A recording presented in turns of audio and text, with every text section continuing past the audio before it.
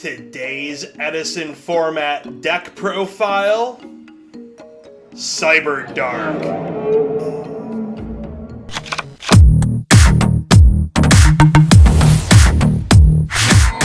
What's up, guys, and welcome back to the channel. And today we're going to be going through a deck profile of a deck that I actually asked if you guys wanted to see quite some time ago. But I didn't have some certain cards, and I was still trying to figure out, exactly like the best deck for it. And now there's been a few other videos online that have surfaced that it kind of helped me figure out which direction to take this in. Because I was kind of going for more of a, I guess you could say, a dragon route with Cyberdarks, which I don't think was the correct way to go. Maybe it's a different way that you could go. So you got different options out there. But today we're finally going to go through a Cyberdark deck, which actually does have a few, kind of bigger plays. A level 7 toolbox for synchros. Dark Arm Dragon, of course, is going to be another big one. And dumping Hunter Dragon to the graveyard to get him equipped onto a Cyberdark is also big as well, too. So without further ado, why don't we go ahead, jump onto that deck profile. But of course, be sure to smash that subscribe button for future deck profiles. Alright guys, so starting off, we have 3 copies of the Cyberdark Horn. Now, he is, I'd say probably the most iconic Cyberdarks. He just is pretty much the head for Cyberdark Dragon. But with him, you're able to take a level 3 or lower Dragon type from your grave, equip it onto them, they gain that attack.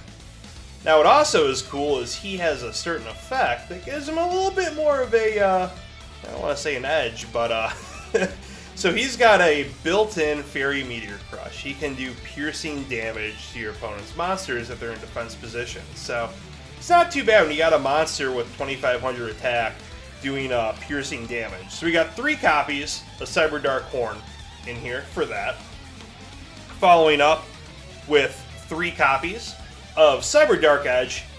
Same spiel, you're able to take a dragon, equip it onto him, level 3 or lower. Cool thing with Cyberdark Edge, he can attack your opponent directly. But now when he does that, his attack does become half during damage calculation. So there is a little bit of that going on. But hey, half of 2500 is still pretty good, it's better than nothing.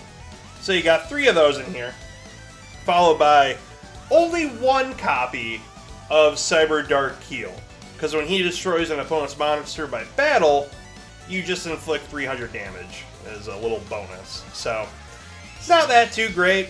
I didn't really think that you had to run 3. You could probably get away with 2 if you want to run the Cyberdark gimmick a little bit harder. But yeah, we just have 1 copy of the Cyberdark Keel in here. Now moving on, we got 2 copies of the OG Cyber Monster himself. We have 2 copies of Cyber Dragon in here.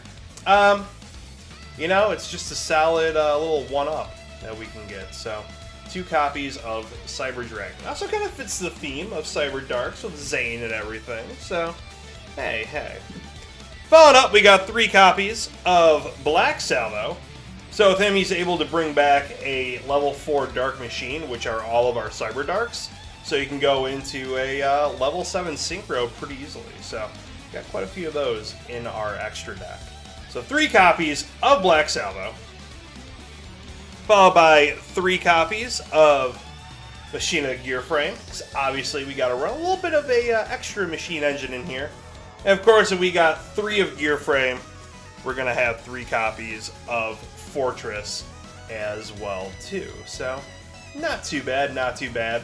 Obviously, it does fall apart pretty quickly if your opponent's running a Cyber Dragon and Contact fusing, but hey, if they're not, it's definitely a solid strategy that we got. So 3 copies of Fortress in here.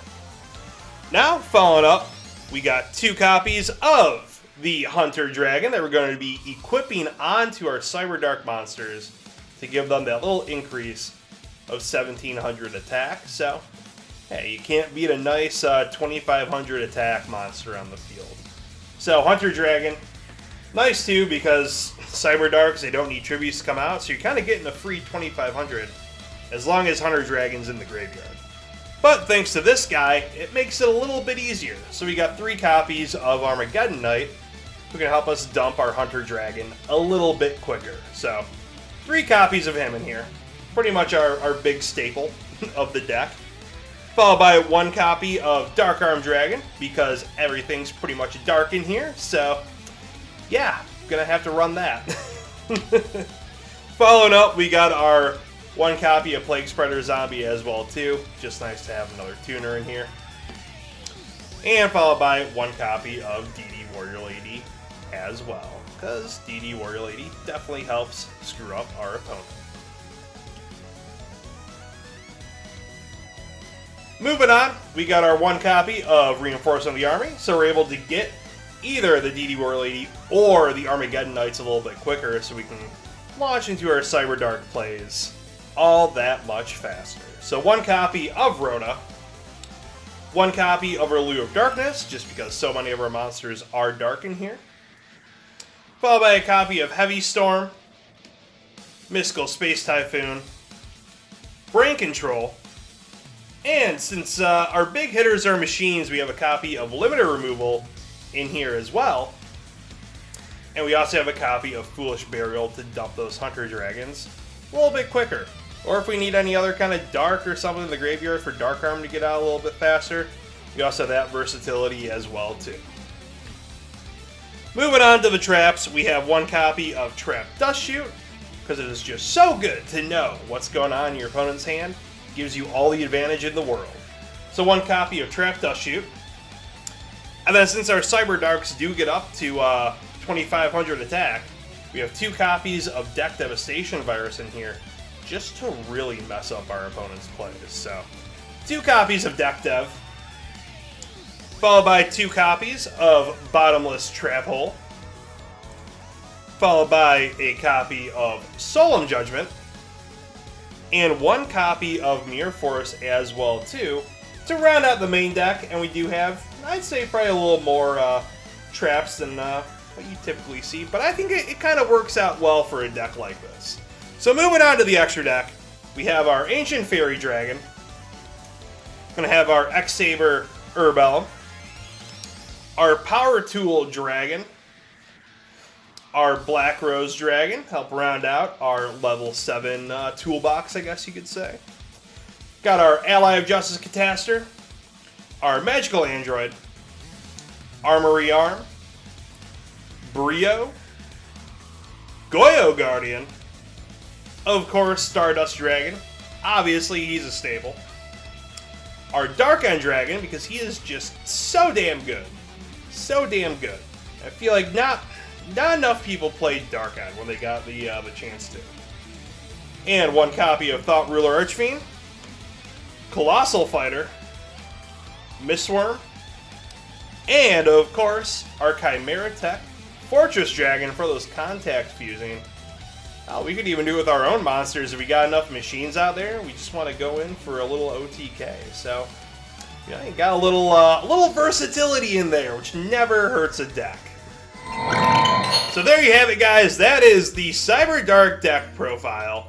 It's one that like I said, I was going to have up a while ago, and I just didn't feel too confident about it. I wanted to wait, figure out some things, and yeah, I was really trying to fit in Cyberdark Dragon himself, but it just doesn't work that well. I mean, you could do Future Fusion, but then you got the risk of that being blown up.